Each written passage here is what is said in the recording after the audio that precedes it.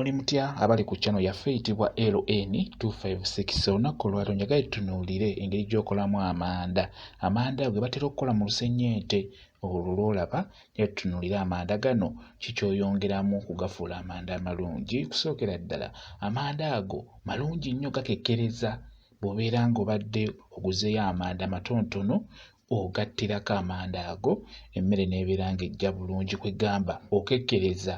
Mukitegeera abakyala. Kati amanda ago ng'oyagala okugakola obulungi osobola okufuna ettaka ly'ekiswa.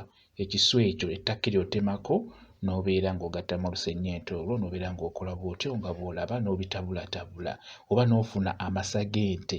N'amasagente nago gakola bulungi nnyo amanda ago ge bakola mu lusennyente, naye nga amasagente amanda gaago gaba mawewere, kwe ggamba ganguwa nago okuggweera. Ate g'okoze mu ttaka ly'ekiswa ago gaba magumu nnyo. Kati bw'omala okubigattagatta obimikisinge mu lusennyente wamu n'ettaka ly'ekiswa, ettaka ly'ekiswa lirina kuba ttono, lusennyente luba lubeera olungi.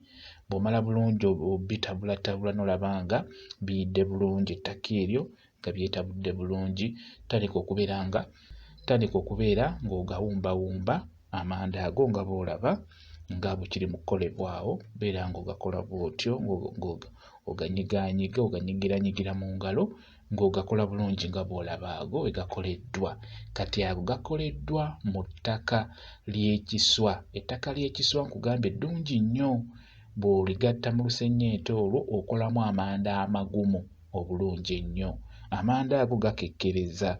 Eyandikwesezza amanda ag' 50,000 osobola okukwesa amanda ag' 20,000 n'ogattirako ago amanda nga bw'olaba nga bwe gali mu kukolebwa. Mangu nnyo, tegasumbwa. Just ofuna lusennyente n'ofuna n'ettaka ly'ekiswa.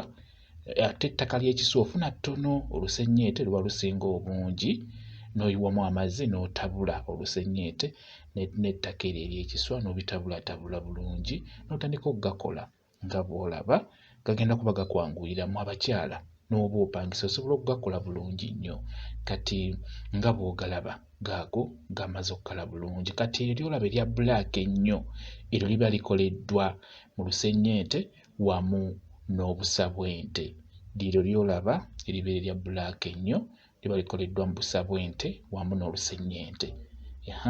Kati eddala eryo ly'olaba eryo erifaana bwe lityo, eryo likoleddwa mu ttaka ly'ekiswa wamu n'olusennyente. Osinzaamu olusennyente olaba ettaka ly'ekiswa oteekamu ttonotono, liba lijja kufaana bwe lityo. Ly'okoze mu ttaka ly'ekiswa kugambye liba ggumu, lirwawo okuggweerera, lisigala lirina omuliro ogwo ogw'amaanyi, kwe ggamba liwangaala. Ate nno ly'okoze mu busabwente, eryo ly'olaba erya bbulaaka ennyo, lyo liggweerera mangu, kwe ggamba liggwamu mangu omuliro. Okitegeera? Kati n'olwekyo njagadde otunuulire bulungi nnyo. Kati bw'obeera ogateeka ku ssigiri, oteekamu kisinziira ssigiri y'obunene bwayo. Kati nga bw'olaba sayizi ey'essigiri oteekamu 3, teekamu amanda g'okoze obukozi mu lusennyente, amanda 3, oyongereko n'amanda gano aga bulijjo amatonotono. Kati nga bw'olaba. Kati eri gaapu eyanditutte amanda gano agaffe aga bulijjo g'ogula obuguzi, gaapu eyo egendamu amanda ago g'okoze mu lusennyente. Ate jjukira nago gakyamuka, gaba n'omuliro nga mungi nnyo nnyo. Ekyo nkikubuulira. Era nga bw'olaba okuma bulungi nnyo, bwe gamala okukwata gaba gakutte. Ojja kussaako emmere gy'osibye obulungi, ejje bulungi nnyo ku manda ng'ago g'olaba, n'okusiriira esiriire singa onaaba totaddeyo mwoyo. N'olwekyo mwabaagala okukekkereza, kozesa ku manda ago ogatteko ne gali. Kati ndowooza ogiraba yiyo ng'ekyamuse. Gali agaffe ge tukoze obukozi mu lusennyente gakyamuka, mukitegeera, ne gaba n'omuliro nga gw'amaanyi nnyo. Oteekako emmere n'ejja bulungi. Kale kwe ggamba okutwaliza awamu, abakyala mugezeko okulaba nga mukekkereza. Funa amanda ago, ogasanga gye bagatunda, beera ng'ogagula.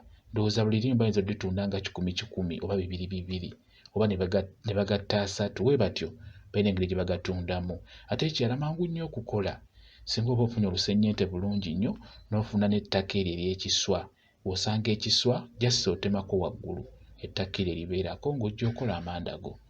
kigenda kubeera ddala kirungi nnyo.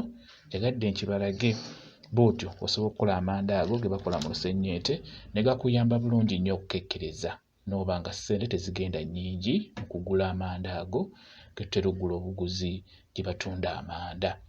Amanda ago ffenna tusobola okugakozesa oba oli mupangisa oba topangisa, ffenna tusobola okugakozesa bulungi nnyo. Oba oli wa woteeri oba byonna by'oyokya ebintu byonna eby'enjawulo ogakozesa bulungi olw'ensonga gakuuma omuliro mu ssigiri n'ebeera ng'erina ebbugumu eryo.